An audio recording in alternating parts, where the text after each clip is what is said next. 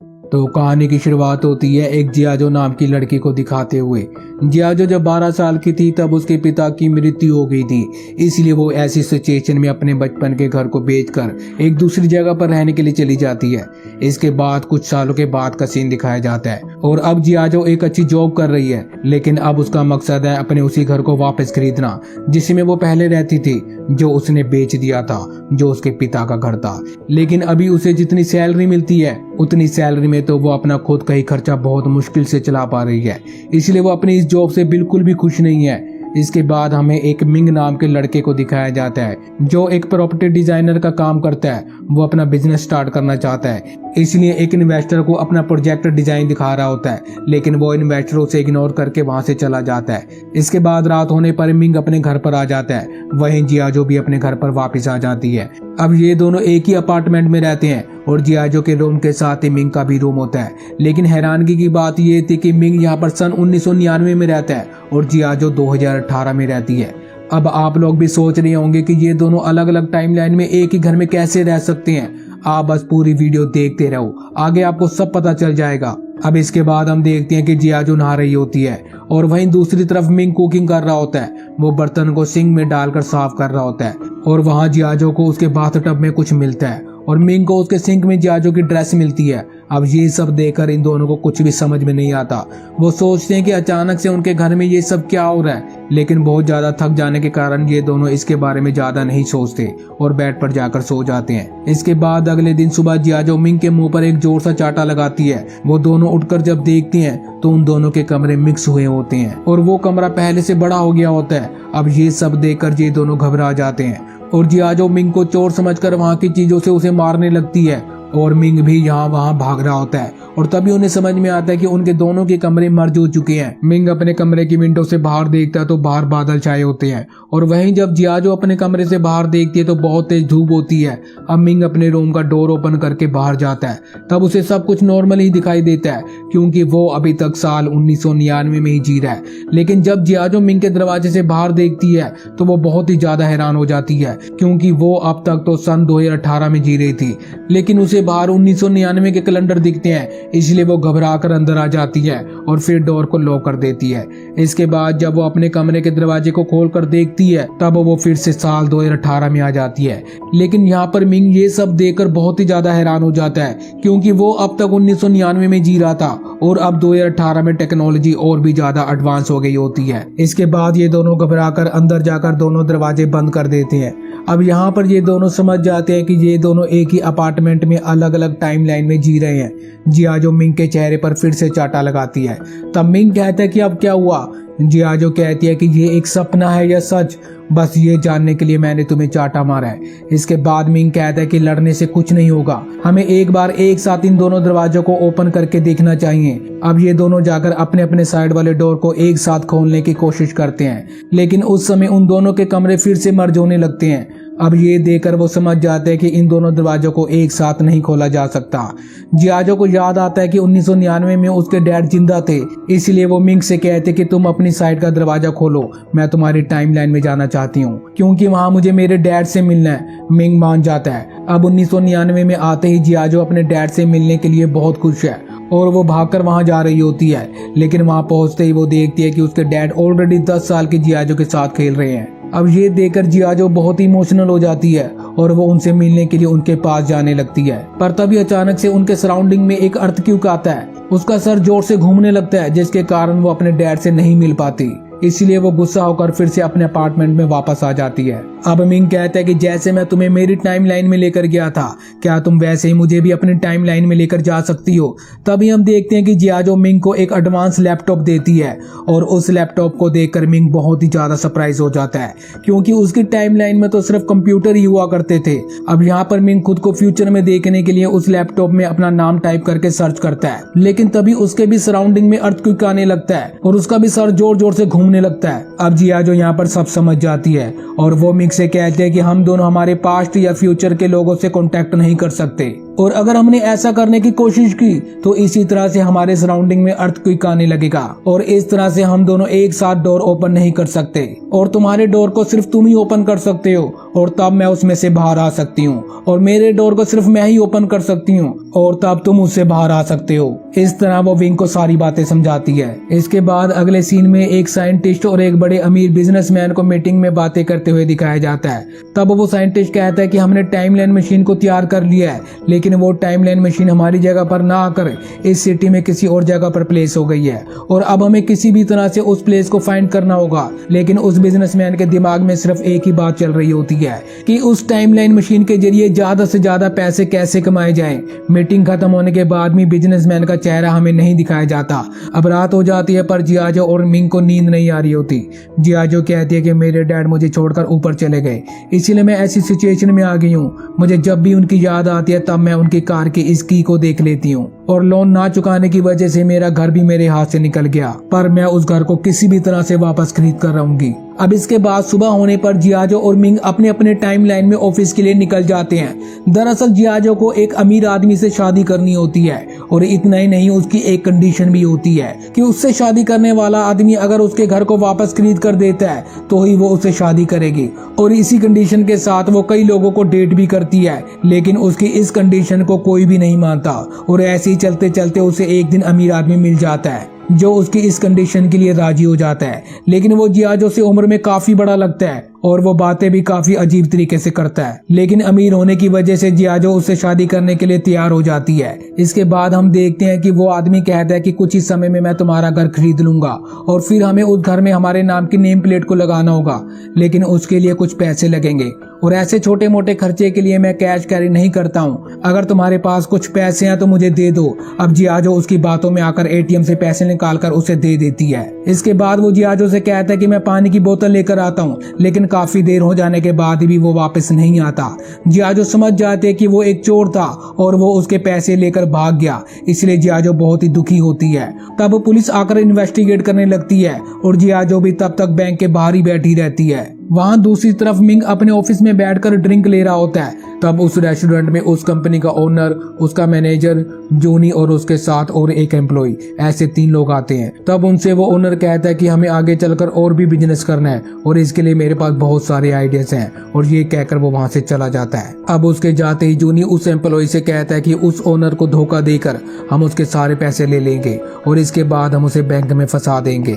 इस तरह से वो उस एम्प्लॉय को अपना सारा प्लान बता देते हैं, लेकिन तभी बाथरूम में दिखाते हैं जहाँ पर मिंग से कुछ नीचे गिर जाता है। अब उसकी आवाज सुनकर जूनी को लगता है कि किसी ने उनका प्लान सुन लिया है, इसलिए वो बाथरूम के पास जाकर झुककर देखता है और मिंग के पैरों को पकड़कर खींच लेता है और उसे बाहर निकाल लेता है।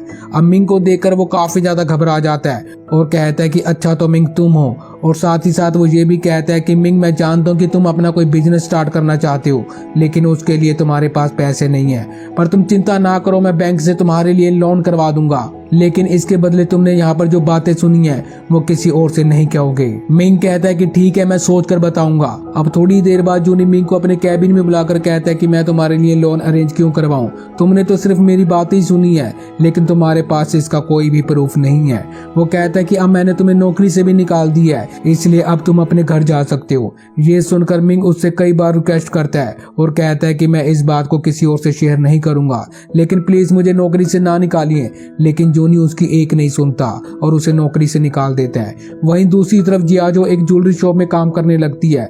वहां उसकी बचपन की फ्रेंड सिया आती है और कई सालों के बाद मिलने की वजह से वो काफी खुशी से बातें करती हैं। सिया ने एक अमीर आदमी से शादी की होती है और ये बात वो जियाजो को भी बताती है। अब सिया की ये बात सुनकर जियाजो भी उसे झूठ बोल देती है। वो कहती है कि हाँ, मेरा हस्बैंड भी बहुत अमीर है और वो बहुत बिजी रहते हैं। तब सिया उससे कहती है कि आज रात तुम अपने हस्बैंड को अपने साथ लेकर आना, आज हम डिनर एक साथ ही करेंगे और मैं भी अपने हस्बैंड को साथ लेकर आऊंगी। ये कहकर वो वहां से चली जाती है। जियाजो अब एक और बड़ी प्रॉब्लम में फंस गई है क्योंकि उसने झूठ बोल दिया है, पर अब वो कैसे हैंडल करेगी उसे कुछ भी नहीं पता। पर तभी उसके दिमाग में एक आइडिया आता है। वो मिंग को अपना हस्बैंड होने की एक्टिंग करने को कहती है। जियाजो एक कोट भी रेंट पर ले आती है और उस कोट को मिंग को पहनने के लिए कहती है। वो मिंग को इस तरह से तैयार कर देती है कि जैसे वो बहुत बड़ा अमीर बिजनेसमैन है। अब जियाजो मिंग को अपने साथ ले जाती है और उसे वहां अपना हस्बैंड कहकर इंट्रोड्यूस करवाती है। कुछ देर तक तो सब कुछ बिल्कुल नॉर्मल चल रहा होता है और मिंग जल्दी से अपना सारा खाना खाकर खाना खत्म कर देता है और फिर वो अपना कोट उतारकर साइड में रख देता है। लेकिन तभी सिया और उसका हस्बैंड नोट करते हैं कि मिंग के कोट पर लिखा हुआ है यहाँ पर कपड़े रेंट पर दिए जाते हैं। लेकिन मिंग को इस बारे में अभी कुछ नहीं पता होता, इसीलिए वो सिया और उसके हस्बैंड से कहता है कि मेरी एक बहुत ही बड़ी कंपनी है और बहुत बड़ी बड़ी बातें, झूठी कहानियां उन दोनों को बताता है। अब ये सब सुनकर उन दोनों को बहुत हंसी आने लगती है। और इतना ही नहीं, जियाजो उन्हें अपनी एक फेक डायमंड की रिंग दिखाकर कहती है कि ये डायमंड करोड़ों रुपए का है। पर तभी अचानक से वो फेक डायमंड उस रिंग से निकलकर आग के पास जाकर गिर जाता है, जिस वजह से वो पूरी तरह से मेल्ट हो जाता है। अब ये सब देखकर सिया और उसका हस्बैंड हंसने लगते हैं। जियाजो बहुत ही ज्यादा शर्मिंदा हो जाती है और फिर घर आ जाती है। अब घर आकर वो काफी रोने लगती है और तभी वो टीवी में देखती है जहाँ पर कोई लॉटरी का शो चल रहा होता है। इस शो को देखते ही वो लॉटरी खरीदकर अमीर होने का सपना देखने लगती है और लॉटरी का कौन सा नंबर निकलेगा इसके बारे में पता करने की कोशिश करने लगते हैं। इसलिए वो मिंग की टाइमलाइन में, मतलब कि सन 1999 में जाकर उस विन वाली लॉटरी को खरीद लेते हैं। अब क्योंकि इन दोनों को पता चल चुका है कि इनकी ही लॉटरी विन करेगी, इसलिए ये दोनों काफी एंजॉय करते हैं। जियाजो मिंग को अपनी टाइमलाइन में ले लेती है और फिर ये दोनों बहुत मजे करते हैं। एक बार में जाकर काफी ड्रिंक करते हैं, लेकिन उनके पास बिल भरने के लिए अभी भी पैसे नहीं है। इसलिए जियाजो बिल की जगह अपना पर्स वहां पर गिरवी रख देती है, क्योंकि उसका पर्स काफी एक्सपेंसिव होता है। फिर वो कहती है कि कल मैं आकर पैसे देकर अपना पर्स ले जाऊंगी। अब अगली सुबह होते ही ये दोनों लॉटरी का रिजल्ट जानने के लिए बहुत ही ज्यादा एक्साइटेड होते हैं और एज एक्सपेक्टेड उनकी ही टिकट विन करती है। लेकिन अचानक से उनकी लॉटरी टिकट में से नंबर गायब हो जाता है। अब ये देखकर ये दोनों बहुत ही ज्यादा उदास होते हैं। फिर इन्हें समझ में आता है कि वो फ्यूचर को चेंज नहीं कर सकते। इसके बाद अगले दिन जियाजो उस रेस्टोरेंट में जाकर अपना पर्स वापस मांगती है, लेकिन वो मना कर देते हैं और कहते हैं कि पहले पैसे दो, पर जियाजो के पास पैसे नहीं होते। फिर गुस्से में ये दोनों घर लौट जाते हैं और तभी एक बड़ी सी एडवर्टाइजमेंट स्क्रीन पर मिंग को दिखाते हैं। दरअसल वो 2018 के टाइमलाइन में रहने वाला मिंग है। फ्यूचर में मिंग एक अमीर बिजनेसमैन है। वो मीडिया को एक इंटरव्यू देने के लिए आया होता है। उसको देखकर मिंग काफी शॉक हो जाता है और सोचता है कि फ्यूचर में मैं इतना अमीर कैसे बन गया। इसके बाद ये दोनों उस जगह पर पहुंच जाते हैं जहां पर मिंग फ्यूचर मिंग के पास जाने की कोशिश करता है, लेकिन तभी वहां फिर से उसी तरह से अर्थक्वेक आ जाता है और वो प्रोग्राम भी कैंसिल हो जाता है। अब फ्यूचर मिंग को ऐसा लगता है कि इससे पहले वो जियाजो से मिला है, उसे जियाजो से जुड़ी कुछ बातें याद आने लगती हैं। लेकिन दूसरी तरफ मिंग नीचे गिर जाता है, जिस वजह से उसके हाथ पर चोट आ जाती है और फ्यूचर मिंग के हाथ में भी वही चोट आ जाती है। अब इसे ये पता चलता है कि मिंग जो भी करता है उससे फ्यूचर मिंग को भी इफेक्ट होगा और पहले की मीटिंग में जिस बिजनेसमैन का फेस नहीं दिखाया गया था वो कोई और नहीं बल्कि फ्यूचर मिंग ही होता है और उसके साथ जो साइंटिस्ट बातें कर रहा था वो जूनी होता है, जिसने 1999 में मिंग को नौकरी से निकाल दिया था। अब जूनी फ्यूचर मिंग से कहता है कि 1999 का मिंग अपनी टाइमलाइन में ना होकर जियाजो की टाइमलाइन में आ रहा है और इसलिए आपको ऐसी मेमोरीज भी आती रहेंगी और ये सब चीजें यहाँ पर भारी पड़ सकती हैं। इसके बाद अगले दिन मिंग अपने ऑफिस में जाकर जूनी से मिलता है और कहता है कि आप मुझे नौकरी से क्या निकालेंगे, मैं खुद ही आपकी नौकरी को छोड़ रहा हूँ। ये कहकर वो रेजिग्नेशन लेटर देकर चला जाता है और यहाँ दूसरी तरफ फ्यूचर मिंग जियाजो की ज्वेलरी शॉप में जाकर उसे अपनी कार में बिठाकर डेटिंग पर लेकर जाता है। लेकिन वो जितनी खुश 1999 वाले मिंग के साथ थी उतनी खुश वो फ्यूचर मिंग के साथ नहीं दिखती और फ्यूचर मिंग उसे एक बड़े से रेस्टोरेंट में लेकर जाता है। लेकिन हम देखते हैं कि जियाजो फिर भी कुछ मिस कर रही होती है। अब यहाँ पर डिनर करते हुए फ्यूचर मिंग कहता है कि मुझे पता है कि तुम 1999 वाले मिंग के साथ रह रही हो और इसलिए मैं तुम्हें कहना चाहता हूँ कि अब तुम मेरे पास के मिंग के साथ मत रहो, क्योंकि इससे मेरा फ्यूचर इफेक्ट हो सकता है। मैं किसी गोल के साथ आगे बढ़ रहा हूँ और उसमें तुम्हारी वजह से कोई प्रॉब्लम आ सकती है और तुम चिंता ना करो, मैं तुम्हारा बचपन वाला घर तुम्हें वापस खरीदूंगा, लेकिन इसके बदले तुम्हें 1999 वाले मिंग को छोड़कर दूर जाना होगा। अब ये सुनकर और कोई रास्ता ना होने की वजह से जियाजो मान जाती है, लेकिन वो अपने घर के लिए नहीं बल्कि उसकी वजह से मिंग के फ्यूचर में कोई प्रॉब्लम ना हो ये सोचकर उसने हाँ की होती है। इसके बाद जियाजो घर पर आते ही मिंग से कहते हैं कि मुझे और कोई जगह पर एक अच्छी नौकरी मिल गई है, इसलिए अब मैं यहाँ से जा रही हूँ। और अगले दिन सुबह होते ही वो अपना सारा सामान लेकर उस अपार्टमेंट से बाहर निकल जाती है। लेकिन मिंग को छोड़कर जाने की वजह से वो काफी ज्यादा उदास है, वो काफी ज्यादा रोती है और जियाजो ने जाते समय अपनी टाइमलाइन के डोर को लॉक नहीं किया होता। इसका मतलब है कि मिंग अब उसकी हेल्प के बिना ही उसकी टाइमलाइन में जा सकता है। अब मिंग के टाइमलाइन में उसका मैनेजर जूनी कंपनी के ओनर पर अटैक करता है और इससे वो ओनर बेहोश हो जाता है। फिर जूनी घबराकर उसे ड्रिंक पिलाने लगता है। दरअसल ये उसका प्लान होता है कि उसे ड्रिंक पिलाकर नशे की हालत में मारना, जिससे लोगों को ये लगे कि ये ज्यादा पीकर नशे में एक्सीडेंट से मरा है। अब जियाजो की टाइमलाइन को दिखाते हैं। जियाजो काफी सालों बाद अपने बचपन के घर में लौटी है और जियाजो ने अपना पर्स जिस रेस्टोरेंट में गिरवी रखा था उस पर्स को फ्यूचर मिंग उसे ला कर देता है। साथ ही जियाजो नोट करती है कि मिंग ने वही कोट पहना हुआ है जिस पर उस रेंट वाली शॉप का स्टिकर लगा हुआ है और ये देखते ही वो समझ जाती है कि वो फ्यूचर मिंग नहीं बल्कि 1999 वाला मिंग है और इसलिए तभी वो उसे किस करने लगती है। लेकिन जियाजो उसे कहती है कि हमारा अलग होना ही तुम्हारे फ्यूचर के लिए अच्छा होगा, इसलिए अब आगे मुझसे बात भी ना करना और फिर उसे वहां से चले जाने के लिए कह देती है। यहाँ पर हम देखते हैं कि ये दोनों रोने लगते हैं। इसके बाद हम देखते हैं कि मिंग उदास होकर अपने अपार्टमेंट में आ जाता है। अब जूनी उसे कॉल करके अर्जेंटली एक ब्रिज पर पहुंचने के लिए कहता है। मिंग को कुछ भी समझ में नहीं आता कि नौकरी छोड़ने के बाद भी जूनी उसे क्यों बुला रहा है। दरअसल जूनी उसे इसलिए बुला रहा होता है क्योंकि उसे ओनर को मारने के लिए उसकी हेल्प की जरूरत थी। वो उसे कहते हैं कि हम इसे मार देंगे लेकिन ये एक एक्सीडेंट लगना चाहिए, पर मिंग ऐसा नहीं चाहता। वो जूनी को बहुत समझाता है कि ऐसा ना करो, ऐसा करना ठीक नहीं है, लेकिन जूनी उसकी एक नहीं सुनता। अब मिंग यहाँ पर कुछ बातें रियलाइज करता है कि 1999 में फ्यूचर मिंग और जूनी ने मिलकर उस ओनर को मार दिया था और इसी वजह से मिंग को मैनेजर की पोस्ट मिली थी और इस तरह वो इतना अमीर बन गया था। ये सारी बातें मिंग समझ लेता है और तभी वो उस कार की चैन को भी नोटिस करता है और ये वही की चैन है जिसे देखकर जियाजो अपने डैड को याद करती है। मतलब कि वो ओनर जियाजो के डैड है। अब ये समझते ही मिंग सोचता है कि मैंने जो मिस्टेक की थी उसे मैं ही ठीक करूंगा। वो जल्दी से जाकर जूनी को रोकता है और उस ओनर को बचा लेता है और ऐसा करने पर फ्यूचर मिंग गायब हो जाता है और जियाजो को अपने डैड वापस मिल जाते हैं। वो फिर से बचपन में अपने डैड के साथ टाइम स्पेंड करने लगती है। अब टाइम पास्ट में जाने से वहाँ पर सब कुछ बदलने लगता है और मिंग भी सभी को बदलते हुए देखता है और तब वो जियाजो से मिलने के लिए उसके अपार्टमेंट की तरफ भागता है। ये दोनों ही एक दूसरे से मिलने के लिए भाग कर आते हैं और फिर ये दोनों एक जगह पर मिलते हैं। तब हम देखते हैं कि जियाजो धीरे धीरे गायब होने लगती है और तभी मिंग उसे कहता है कि तुम कुछ ही देर में गायब हो जाओगी और अब तुम तुम्हारे पास में आ गई हो।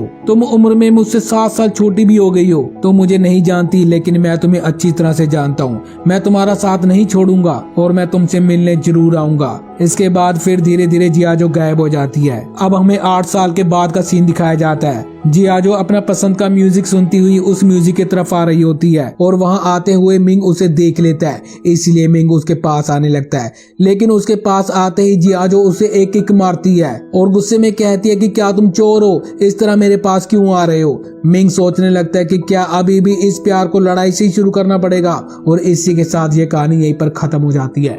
आपको ये कहानी कैसी लगी हमें कमेंट बॉक्स में जरूर बताएं और ऐसे इंटरेस्टिंग वीडियोस के लिए चैनल को सब्सक्राइब जरूर कर लेना और इस वीडियो को लाइक और शेयर भी जरूर कर देना। धन्यवाद।